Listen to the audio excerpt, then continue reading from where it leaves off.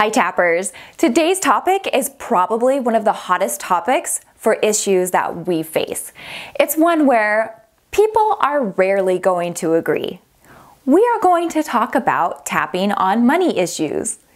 If you are like me, when I was having money issues, I got irritated and downright angry when someone would tell me my money issues had nothing to do with money. That is so stupid, I would think.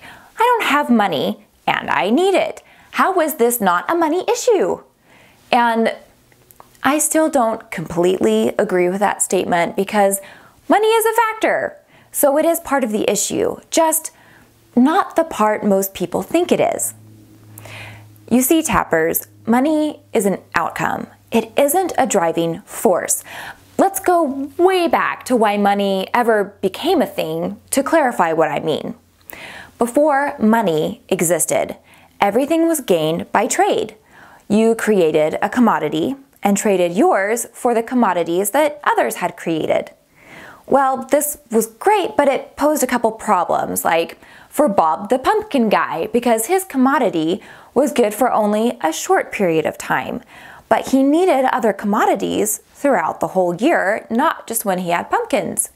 And what about Sue with her raspberries, who loved pumpkins, but her berries were always gone by the time the pumpkins were ready to harvest? People began to write notes to each other, very much like an IOU.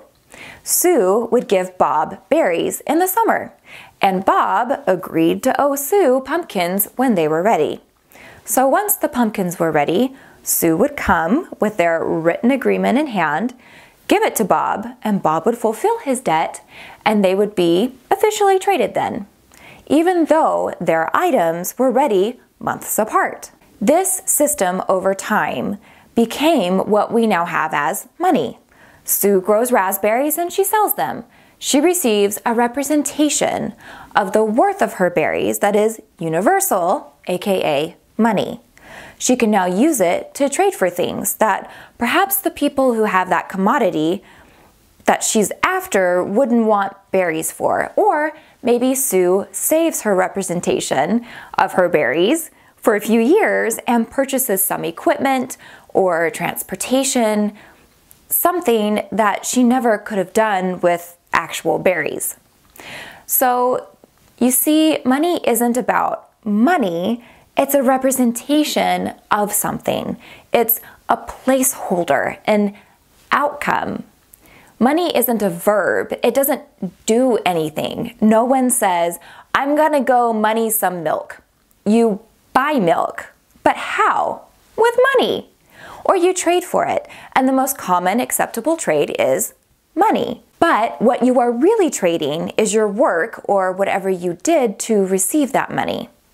Now, I traded massages for all kinds of things when that was my profession. Car work, dental work, accounting, haircuts, amazing farm fresh veggies, even massages for myself.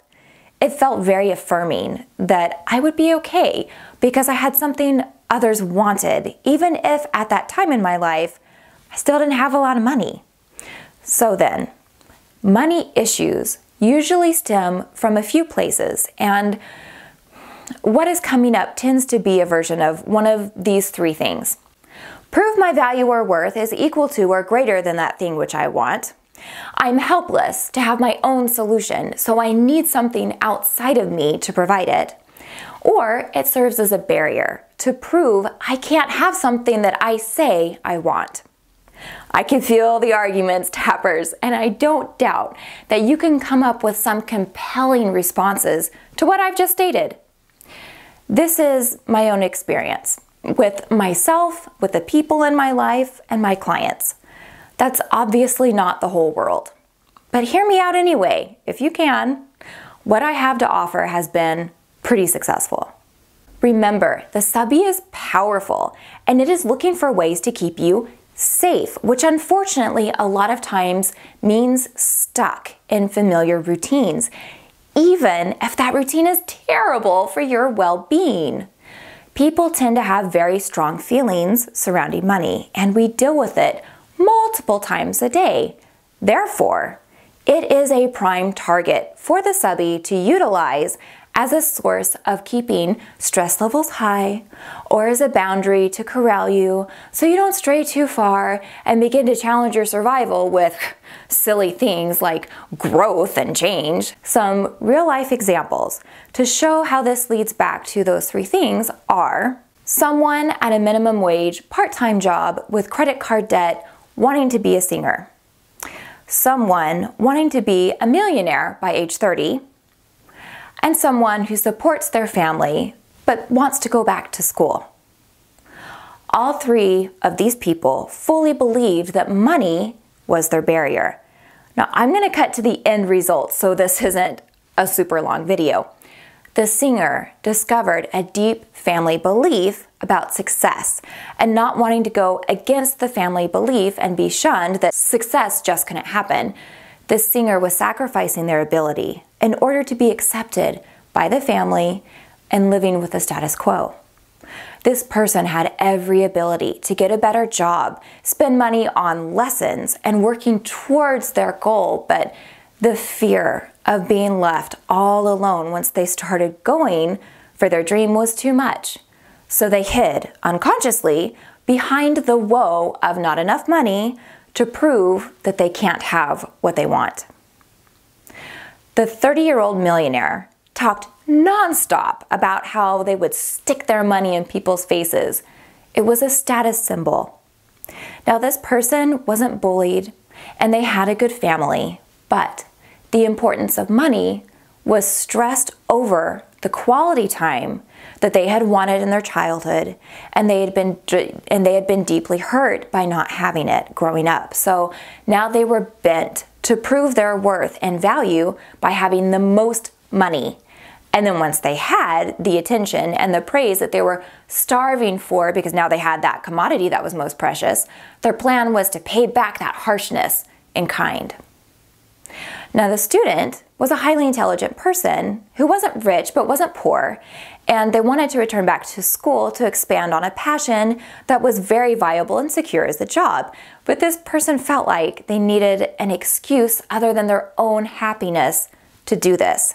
And their fear of judgment from their own family, for which they were currently providing, kept them repeating over and over, "Oh, I just don't know if this is the best way to spend this money. I mean, we have it and it's fine and it will all work out, but I just don't know if doing this will be worth it. I just can't decide." After tapping on it, they were clear that the problem was believing in themselves and not if it was worth the money or not. So do you see how money is a factor? But after tapping on what the deeper reason was for all of it, money went back to being a part of the process rather than the single key factor of pass-fail. This is what is meant by money issues are never about money. And I will throw this in there too. The actual issues behind money issues are almost always linked back to family.